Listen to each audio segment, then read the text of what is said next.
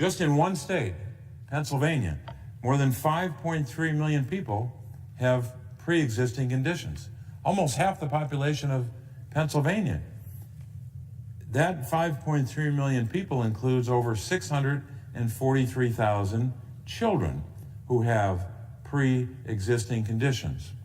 So they want to take us back, Heritage wants to take us back to those dark days where you could be denied treatment or coverage because of a pre-existing condition. I don't know many Pennsylvanians that want to go back to those days, to turn back the clock in that fashion. The Heritage Foundation also called labor unions, which of course helped build the greatest middle class ever known to man. Heritage called unions cartels. Cartels. In my state, from the formation of the first permanent Pennsylvania local labor union in Philadelphia in 1792, through the Latimer Massacre in northeastern Pennsylvania, one county away from me, to the Homestead Strike in western Pennsylvania, in all those struggles, Pennsylvania workers have led the way to ensure that working people have basic rights, good wages, and of course benefits like health care. And yet you have organizations in the United States of America that want to rip away protections that people recently gained when it comes to health care. The last thing, the very last thing, working men and women in Pennsylvania need is another corporate judge on an increasingly corporate court. Here's some evidence for that assertion.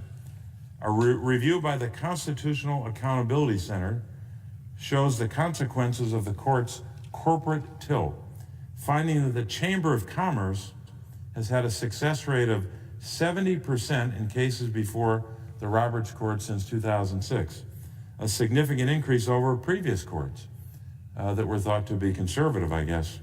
In the most recent term, the court sided with corporate interests 9 out of 10 cases in which the U.S. Chamber of Commerce advocated for a position.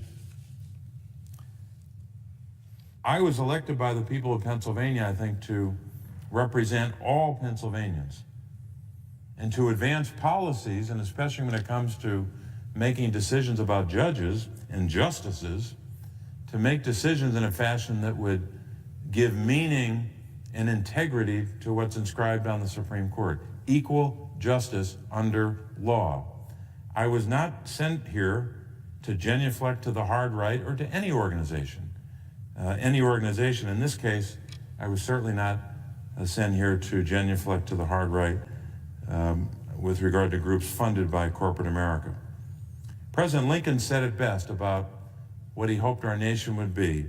He called on our nation to work to ensure, quote, that government of the people, by the people, for the people, shall not perish from the earth, unquote.